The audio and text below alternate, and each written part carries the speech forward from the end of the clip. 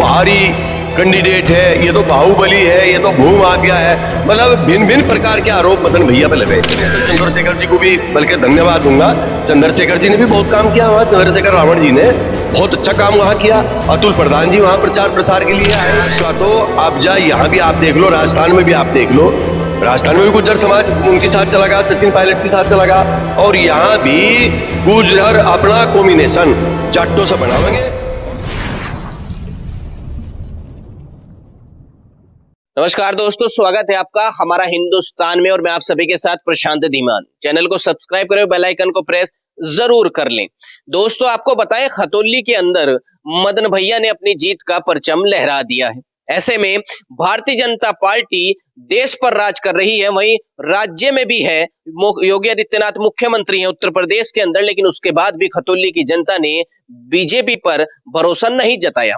आखिर इसका कारण क्या था? क्या खतौली के अंदर भारतीय जनता पार्टी के कैंडिडेट कमजोर थे, या फिर मदन भैया को सर्व समाज का वोट मिला इसलिए मदन भैया जीत पाए? इसी पर बातचीत करने के लिए मेरे साथ मौजूद है राजकुमार घाटड़ा जी, जो समाजवादी पार्टी के पूर्व जिला उपाध्यक्ष रहे हैं। फिलहाल उन्हीं से बातचीत होगी। क्या समीकरण रहे खतौली के, और आने वाला चुनाव कैसे देखते हैं? क्या इसका फर्क लोकसभा चुनाव पर पड़ेगा? बहुत बहुत स्वागत है आपका राजकुमार जी हमारा हिंदुस्तान पर। प्रशांत कुमार जी, आपका बहुत बहुत स्वागत है। मेरा आपसे पहला सवाल ये है, आपको क्या लगता है इस बार गुर्जर समाज है या सर्व समाज है, उसने भारतीय जनता पार्टी पर नहीं बल्कि गठबंधन पर भरोसा जताया है? क्या कारण रहा इसका?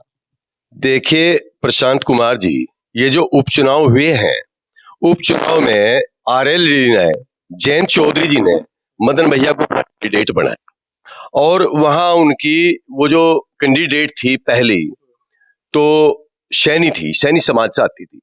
तो इन्होंने हर तरह के, पहले भी इनका ऐसा ही रहा, दबाव वाला मामला इनका रहा जनता के ऊपर, लेकिन अब की बार वहां सर्व समाज के लोग, बल्कि गुज्जर भी, विशेषकर गुज्जर भी, जाट भी और त्यागी भी, और साहब फिर इनके साथ में एससी वोट भी। कहने का मेरा मतलब यह है कि सर्व समाज के लोगों ने बीजेपी को नकार करके वहां गठबंधन के उम्मीदवार को अपना वोट दिया और उनको सम्मान देने का और जिताने का काम किया। अब जहां तक इनकी उसकी बात है कि भाई भारतीय जनता पार्टी सेंटर में भी है और स्टेट में भी है, अब अगर जनता को इनके कार्यकलाप अच्छे लगते और जनता इन पर भरोसा करती, तो भाई ऐसे में थोड़ा ही गठबंधन का कैंडिडेट जीत पाता। अभी गठबंधन की बात अगर हम करें, चलो मदन भैया को जयंत चौधरी ने टिकट दिया, अब बीजेपी वालों ने एक प्रचार करना शुरू कर दिया कि ये तो बाहरी कैंडिडेट है, ये तो बाहुबली है, ये तो भूमाफिया है, मतलब भिन्न भिन्न प्रकार के आरोप मदन भैया पे लगे। जब ये बाहरी कैंडिडेट था और आपका स्थानीय था, आपकी कार्य प्रणाली भी बहुत बढ़िया थी, आप ईमानदार लोग भी हैं, आपकी सरकार भी ईमानदार लोगों से चल रही है, और सेंटर में भी आपकी गवर्नमेंट है, स्टेट में भी आपकी गवर्नमेंट है, फिर आपका कैंडिडेट, और वर्तमान में पहले विधायक भी वही था है जी। अगर वो इतने अच्छे लोग होते, इतना अच्छा विधायक इनका होता, इतने अच्छे काम उसके किए हुए होते, तो वहां पैर बड़ी गठबंधन का कैंडिडेट कैसे जीतता? तो मेरे हिसाब से तो खतौली विधानसभा सीट के लोगों ने इस चुनाव में बीजेपी को नकार करके इनकी जो कार्य प्रणाली थी उसको धक्का और धोखा मान करके वहां उसका ये गठबंधन का कैंडिडेट जिताया, और इनका बहुत बुरी तरह से पराजित हुआ। जबकि ये सारी टीम, पूरे उत्तर प्रदेश की टीम, जितनी भी कैबिनेट थी, जितना इनका नेतृत्व था, प्रदेश की जितनी भी कार्यकारिणी इनकी थी, सब लगे हुए थे उसमें। तो और हमारी तरफ से तो भाई मैं तो चंद्रशेखर जी को भी बल्कि धन्यवाद दूंगा। चंद्रशेखर जी ने भी बहुत काम किया वहां, चंद्रशेखर रावण जी ने बहुत अच्छा काम वहां किया। अतुल प्रधान जी वहां प्रचार प्रसार के लिए आए मदन भैया के लिए, बल्कि इन्होंने तो यहां तक कहा था, इनके कैबिनेट मिनिस्टर ने, संजीव बालियान जी ने, कि हम तो मदन भैया को खतौली में घुसने भी नहीं देंगे, और इन्होंने वो काम किया भी। उनको खतौली में चुनाव जीतने के बाद भी नहीं जाने देते लोग।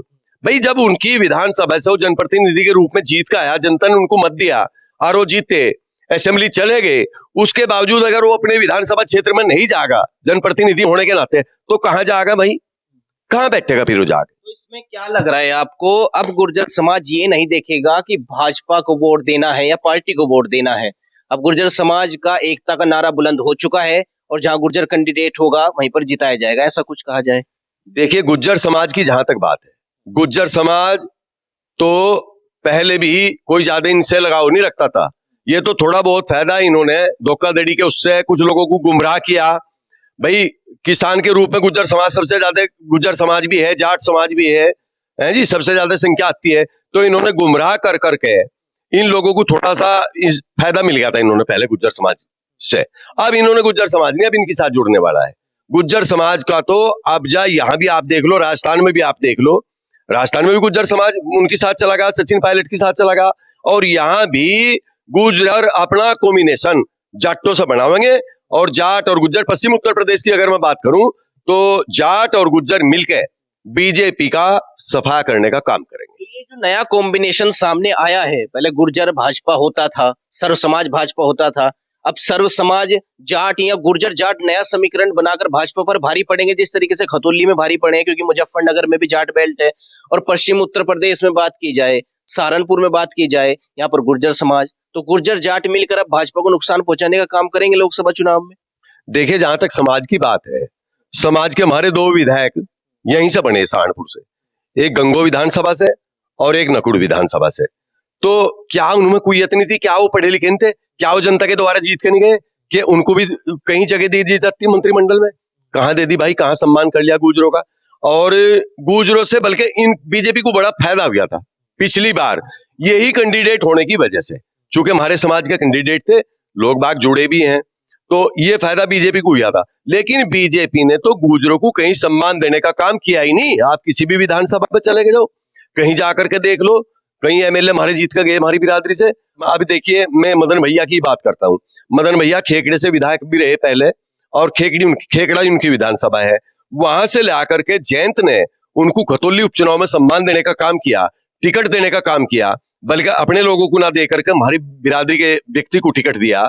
और वहां से भाई काम भी किया जयंत ने, वहां खूब मेहनत की इनके उसमें।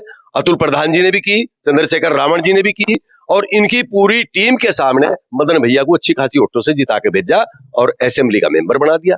तो भाई जो हमें सम्मान देगा, हमारे समाज को सम्मान देगा, हम उसको सम्मान देने का काम करेंगे। तो आपको क्या लगता है, जिस सम्मान देने में बीजेपी अछूती रही, उसको जयंत चौधरी ने कैच कर लिया है, और उन्हें ये कमी महसूस हुई है कि गुर्जर समाज को सम्मान की कहीं ना कहीं भाजपा में कमी है? देखिए, जयंत चौधरी की मैं बात आपको बताऊं, जयंत चौधरी भी और इनके पिताजी भी, अजीत सिंह भी, और बल्कि इनके बाबा जी भी, स्वर्गीय चौधरी चरण सिंह जी, जिनको किसान मसीहा के रूप में जाना जाता था, ये गुर्जरों को पहले से सम्मान देते आए। चौधरी अजीत सिंह ने भी दिया, अब जयंत चौधरी भी दे रहे। जयंत चौधरी भाई, पहले वीरेंद्र सिंह हमारे 5-6 बार एमएलए रहे, विधायक रहे, वीरेंद्र सिंह दसाड़े वाले प्रभावशाली व्यक्ति हमारी बिरादरी के। और ये जब जा रालोद में ही, ये समझ लो कि चौधरी अजीत सिंह से जुड़कर रहे, चौधरी चरण सिंह से जुड़कर रहे, उन्होंने खूब सम्मान देने का काम किया। किसी का भी टिकट नहीं वहां करे थे, छोड़ के वीरेंद्र सिंह को। और यही अब जा स्थिति जयंत चौधरी की है। जयंत चौधरी हमें गुर्जरों को, गुर्जर समाज को खुल के सपोर्ट कर रहे, तो हम भी इनके साथ में जुड़ने का काम करेंगे, इनको सम्मान देने का काम करेंगे। अभी देख लो, ये तो ताजा उदाहरण आपके सामने है भाई, खेकड़ा से लाकर के खतौली उपचुनाव मदन भैया को लड़वा दिया और अच्छी खासी वोटों से जीत के चला गया, जबकि हमारे से ज्यादा वोट वहां जाटों का है। तो वोट तो हमें मिला, दिलवा हमारी कैंडिडेट को, समाज के कैंडिडेट को वोट दिलवाने का काम किया जाटों ने। और इसी तरह चंद्रशेखर रावण ने बहुत मेहनत की, मैं तो इनको धन्यवाद भी दूंगा। और बल्कि मदन भैया की जीत का इनको श्रेय जाएगा, इनको चंद्रशेखर रावण जी को, और इनका आभारी रहूंगा और ऋणी रहेंगे, ऋणी रहने का काम करेंगे। इन्होंने हमारे समाज के व्यक्ति को वहां जितवाने का काम किया, बहुत मेहनत की, तो मैं तो इनको भी धन्यवाद दूंगा। और मतलब कहीं ना कहीं आप मानते हैं केवल जाट और गुर्जर समीकरण ने खतौली नहीं जितवाया, उसमें दलित जो समाज था उसका भी उतना ही योगदान है? जी जी, बिल्कुल बिल्कुल, दलित समाज, एससी समाज ने काफी संख्या में वोट वहां दिया, बढ़ चढ़ के वोट किया। और त्यागी, केसी त्यागी जी वहां आए थे, इसके जेडीयू इसके, हाँ, आरएलडी के जो हैं, हाँ जी, राष्ट्रीय अध्यक्ष केसी त्यागी जी वहां आए, और केसी त्यागी जी ने भी वहां इनके मदन भैया के पक्ष में प्रचार किया।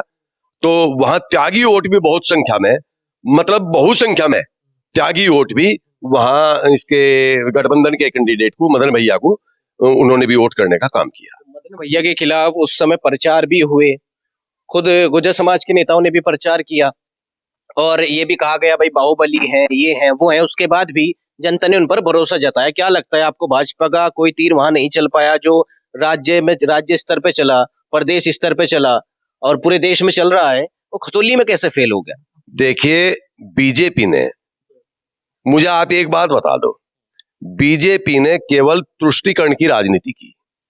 पूरे हिंदुस्तान की बात आप कर लो, चाहे आप उत्तर प्रदेश की कर लो, पूरे उत्तर प्रदेश में केवल दो चीजें लाए, एक तो बुलडोजर है जी। मुझे यूं बता दो, बुलडोजर चलाना किसी के मकान पे, किसी ने मकान बनाया, चाहे उसने कब्जा किया या नहीं किया, उसको ध्वस्त करना वो अच्छा, किसी का मकान गिराना अच्छा या बनाना अच्छा?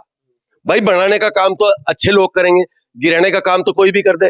तो मेरा कहने का मतलब यह है कि मदन भैया के पक्ष में बीजेपी के जो विधायक वहां लगे हुए थे, मंत्री जी वहां लगे हुए थे, बीजेपी की कार्यकारिणी की टीम लगी हुई थी, सब उसे बाहरी व्यक्ति भी बता रहे थे, उसे भू माफिया भी बता रहे थे और उससे बाहुबली भी बता रहे थे। इनके बावजूद भी जनता ने, वो जनता के बीच में गए, जनता ने तो उन्हीं को सम्मान देने का काम किया और उन्हीं को जितवा करके भेजा। बीजेपी का कैंडिडेट बुरी तरह से परास्त हुआ और बीजेपी को वहां के स्थानीय लोगों ने नकार दिया, बिल्कुल खारिज कर दिया।